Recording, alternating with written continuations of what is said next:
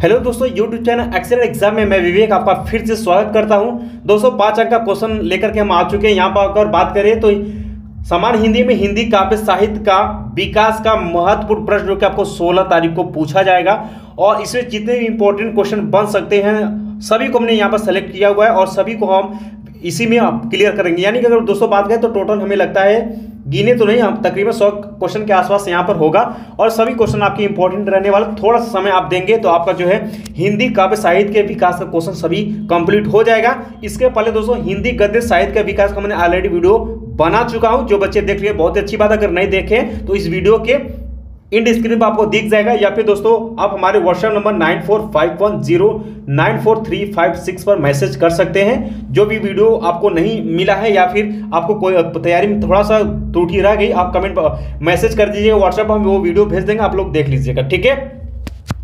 तो दोस्तों इस वीडियो को शुरू करते हैं। एक बार आप लोग इस वीडियो को लाइक कर दीजिएगा और सभी स्टूडेंट जो है इस वीडियो को शेयर जरूर करना है आप सभी को, और जो स्टूडेंट चैनल पहली बार आप सभी को सब्सक्राइब भी जरूर करना है और ऑल पर क्लिक कर दीजिए। जो बच्चे भी टेलीग्राम व्हाट्सएप ग्रुप से नहीं जुड़े हैं तो इसी वीडियो के डिस्क्रिप्शन बॉक्स में लिंक दिया गया, फटाफट जाकर ग्रुप से जुड़िएगा ताकि जितने भी इंपॉर्टेंट क्लास चलते हैं या फिर जो भी इंफॉर्मेशन रहती है सब हम टेलीग्राम व्हाट्सएप ग्रुप के लिंक पर हमेशा हम लिंक जो है शेयर करते रहते हैं, ठीक है।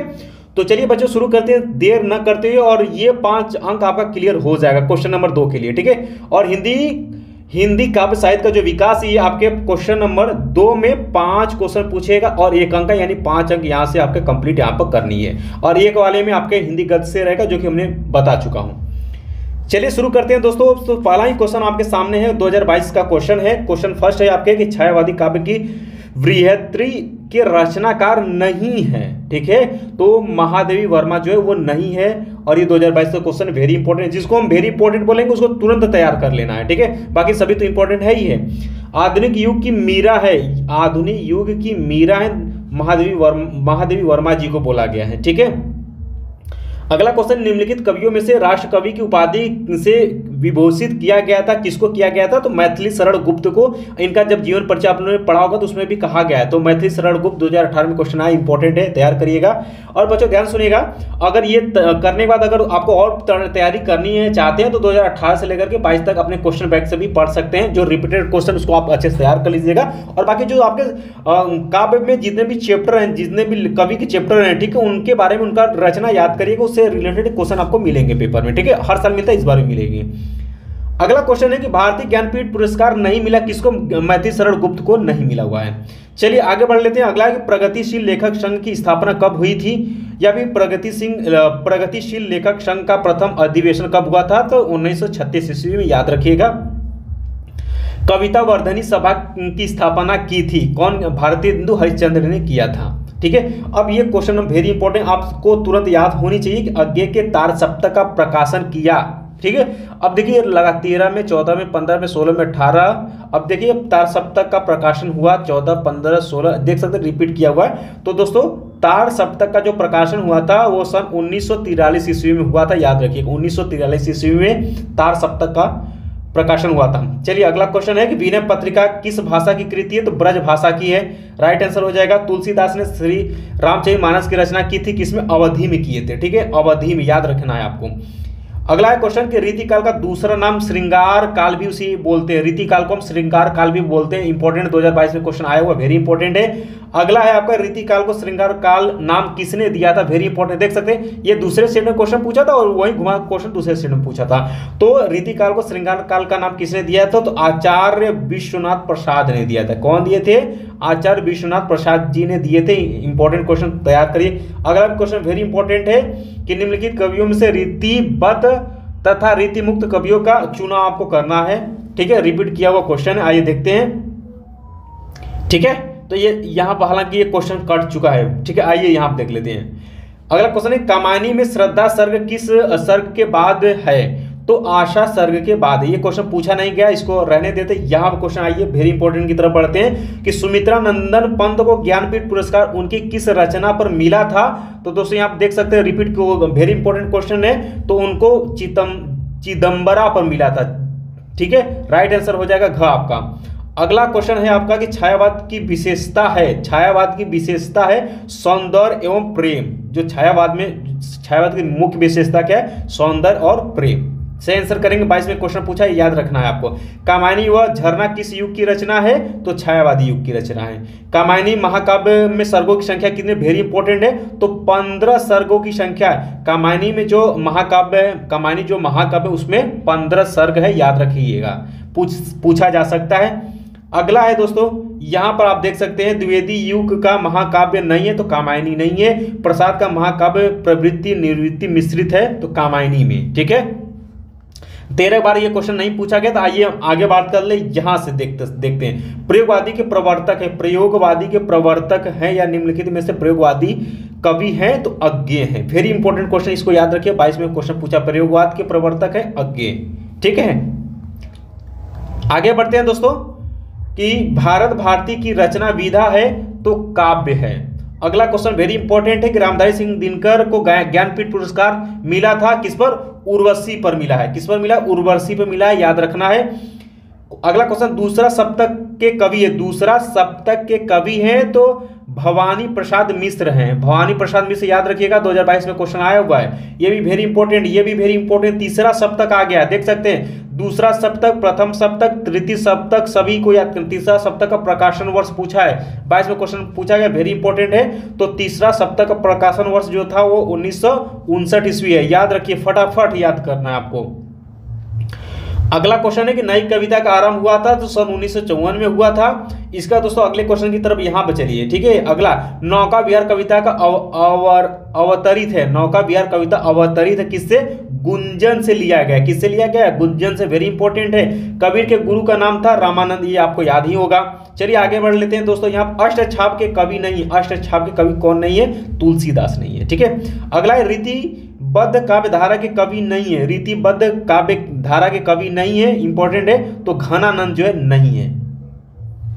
अगला क्वेश्चन, हिंदी साहित्य के आदिकाल के लिए बीज वपन काल नाम दिया किसने दिया? आचार्य महावीर प्रसाद द्विवेदी ने दिया। अगला क्वेश्चन वेरी इंपॉर्टेंट है कि तार सप्ताह के संपादक है अज्ञेय। अभी जस्ट ये क्वेश्चन रिपीट किया, फिर रिपीट किया। ठीक है, तार सप्ताह के संपादक कौन है? अज्ञेय जी हैं। ठीक है, अब आगे बढ़ते हैं। यहां आप देख सकते हैं कि हिंदी का प्रथम कवि माना जाता है, किसको माना जाता है? यहां पर आंसर हो जाता है सरहपा को माना जाता है। हिंदी का प्रथम कवि लेखक जो है वो सरहपा को माना जाता है। वेरी इंपॉर्टेंट क्वेश्चन है। इसके बाद दोस्तों आगे बढ़ लेते हैं कि मैथिली शरण गुप्त की रचना में राष्ट्र प्रेम की भावना परिलक्षित होती है, किसमें? भारत भारती में। ठीक है, इसके बाद दोस्तों आगे हम बढ़ते हैं। अगला क्वेश्चन देखते हैं, कला और बूढ़ा चांद। कला और बूढ़ा चांद पर सुमित्रानंदन पंत को पुरस्कार प्राप्त हुआ, किस पर? साहित्य अकादमी से। ठीक है, ये आंसर होगा। इसके बाद दोस्तों आगे बढ़ते हैं। अगला क्वेश्चन यहां पर आप देख पाएंगे, यहां पूछा रामधारी सिंह दिनकर की रचना नहीं है, तो ये वाला नहीं है। सुनहले शैवाल नहीं। अज्ञेय को भारतीय ज्ञानपीठ पुरस्कार प्राप्त हुआ, किस पर हुआ था? ज्ञानपीठ पुरस्कार। और ये देखिए 16-22 में क्वेश्चन आया, वेरी इंपॉर्टेंट है। सबसे पहले बात कर लेते हैं, तो कितनी नाव में कितनी बार पर इनको मिला था? अज्ञेय जी को कितनी नाव पर कितनी बार पर मिला था? और ये अज्ञेय जी की क्या है ये कहानी जो ये लिखे, ये बहुत ही ज्यादा इंपॉर्टेंट है। ठीक है, याद रखना है किस पर उनको ज्ञानपीठ पुरस्कार मिला था, कितनी नाव में कितनी बार पर। चलिए आगे बढ़ते हैं। जयशंकर प्रसाद जो है कामायनी किस प्रकार की काव्य है? तो महाकाव्य है कामायनी, याद रखिए, याद रखना है आपको। इसके बाद दोस्तों आगे बढ़ लेते हैं कि अज्ञेय को निम्नलिखित में से किस वाद का प्रतीक माना जाता है? तो प्रयोगवाद का। ठीक है, इसके बाद दोस्तों आगे बढ़ते हैं। अगला क्वेश्चन की तरफ बढ़ते हैं। यहां पर आप देखेंगे हिंदी साहित्य के किस काल को स्वर्ण युग कहा गया है? वेरी इंपॉर्टेंट है। तो भक्ति काल को जो है स्वर्ण युग कहा जाता है या कहा गया है। अगला क्वेश्चन है कि पारिजात किस कवि के गीतों का संकलन है? तो अयोध्या सिंह उपाध्याय अरियोध का। ठीक है, राइट आंसर हो जाएगा। अगला क्वेश्चन भी वेरी इंपॉर्टेंट है। अज्ञेय द्वारा संपादित सप्तकों की संख्या कितनी है? तो 3। अज्ञेय जी द्वारा 3 संपादित सप्तक की संख्या जो है 3 है, यानी 3 सप्तकों की यहाँ पर संपादित किए थे। ठीक है, अज्ञेय जी। इसका दोस्तों अगला है कि किस कवि को ज्ञानपीठ पुरस्कार नहीं मिला है? तो जयशंकर प्रसाद जी को नहीं मिला, बाकी सबको मिल चुका है। ठीक है, प्रगतिशील लेखक संघ की स्थापना हुआ था सन 1935 ईस्वी में हुआ था। मैथिली शरण गुप्त की रचित कृति है, तो कौन सी? प्रदक्षिणा, राइट आंसर हो जाएगा। सुमित्रानंदन पंत की रचना नहीं है, तो रसवंती जो है नहीं है, बाकी उनकी सभी है। इसके बाद दोस्तों आगे बढ़ लेते हैं कि अयोध्या सिंह उपाध्याय अरियोध की रचना है, तो रस कलश है। क्वेश्चन को ध्यान में पढ़िएगा पेपर के समय, ठीक है। रामधारी सिंह दिनकर द्वारा रचित ग्रंथ है हुंकार है। अगला क्वेश्चन वेरी इंपॉर्टेंट है कि आंगन के पार द्वार रचना अज्ञेय की है। आंगन के पार द्वार रचना किसकी? अज्ञेय की है, राइट आंसर हो जाएगा यहाँ पर।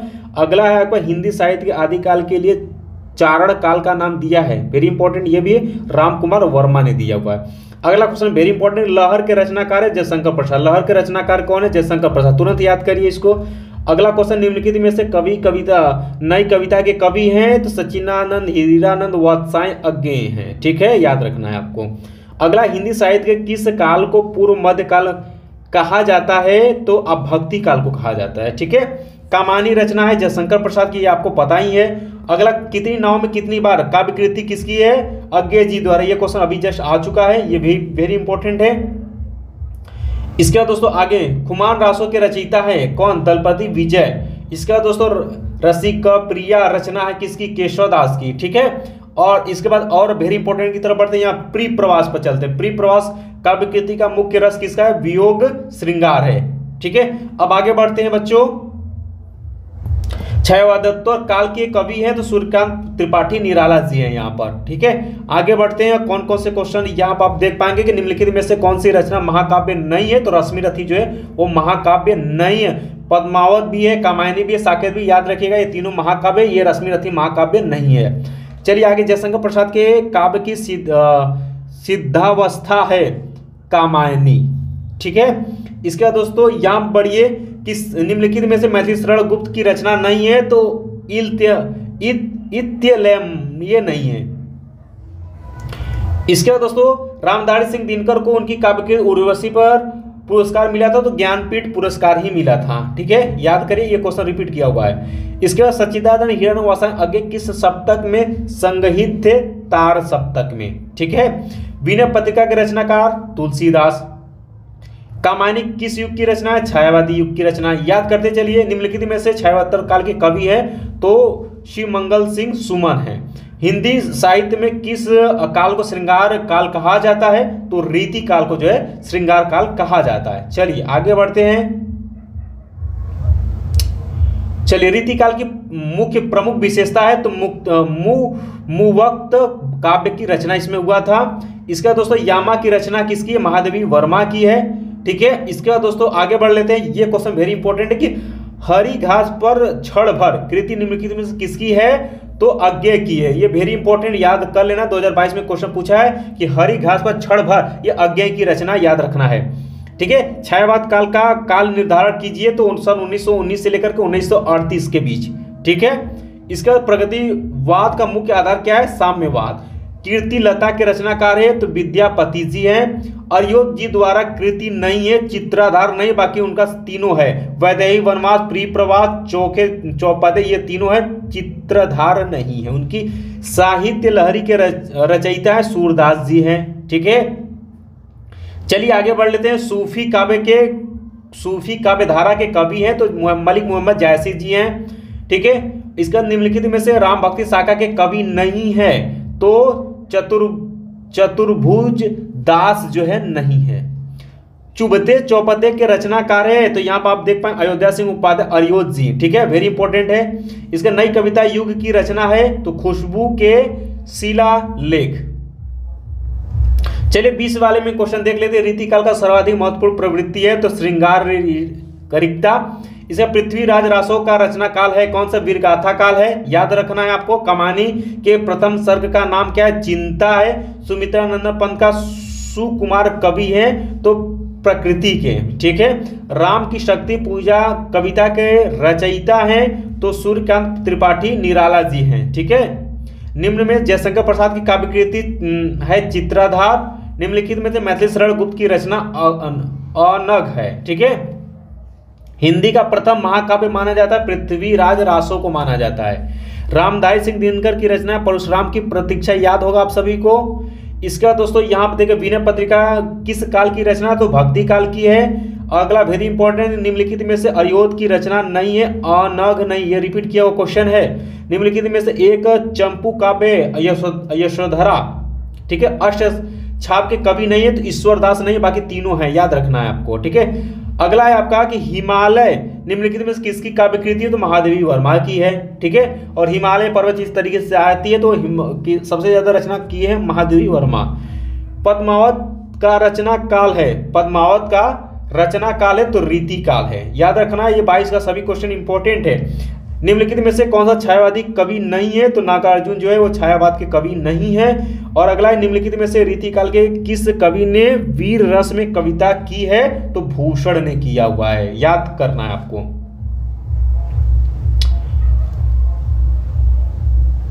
आगे बढ़ते हैं, अगला क्वेश्चन, हिंदी साहित्य का इतिहास लिखने वाले विद्वान है? तो गारसा द तासी, याद रखना है नाम। मलिक मोहम्मद जैसी को किस धारा का कवि माना गया है? तो सूफी काव्य धारा को माना गया है, ठीक है, सूफी, याद रखना। कबीरदास प्रमुख कवि हैं, निर्गुण भक्ति धारा है उनका, ठीक है। और इसका दोस्तों यहाँ पर निम्नलिखित में से बिहारी लाल किस छंद में रचना की है? तो दोहा में किए हुए हैं। नौका विहार कविता का संबंध किस नदी से है? तो गंगा नदी से है नौका विहार, याद करना है आपको। बहुत सिंपल 22 में क्वेश्चन आया था। निम्नलिखित में से प्रयोगवादी काव्य धारा के कवि हैं? तो गिरजा कुमार माथुर, सही आंसर हो जाएगा। आंसू काव्य में प्रधान रस किसका है? करुण रस, सही आंसर हो जाएगा। मैथिली शरण गुप्त की महाकाव्यात्मक कृति है? तो साकेत है, महाकाव्य है इनकी रचना, साकेत। सुमित्रा नंदन पंत को सोवियत लैंड नेहरू पुरस्कार किस कृति पर मिला था? तो लोकायतन पर मिला था, ठीक है, लोकायतन पर उनको मिला था, वेरी इंपॉर्टेंट है। तो उम्मीद है दोस्तों ये वीडियो आपको समझ में आ गया, एक दो बार इसको देख लीजिएगा। बाकी अगर आपको और भी पढ़ना है तो क्वेश्चन बैंक में आप 2018 से 22 तक के क्वेश्चन को देख सकते हैं, उसी में से क्वेश्चन रिपीट करेगा। तो ये वीडियो इसी में समाप्त होता है। उम्मीद है दोस्तों कि ये वीडियो आप सभी को अच्छे समझ में आ गया होगा और लगभग हमने सभी टॉपिक पर सब कुछ क्लियर कर दिया है। अब समय बचता है, एक दिन आप अपने खुद पर समय दीजिए और सभी क्वेश्चन को हमने जिस तरीके से बताया था सुबह में कि क्वेश्चन नंबर 1 से लेकर क्वेश्चन नंबर 14 तक को देखते जाइए, कौन कौन से टॉपिक आपका क्लियर नहीं उसको आपको पढ़ करके तैयार कर लेना है, ठीक है। बाकी मिलते हैं दोस्तों नेक्स्ट वीडियो में इंपॉर्टेंट क्लास के साथ, तब तक के लिए जय हिंद, जय भारत।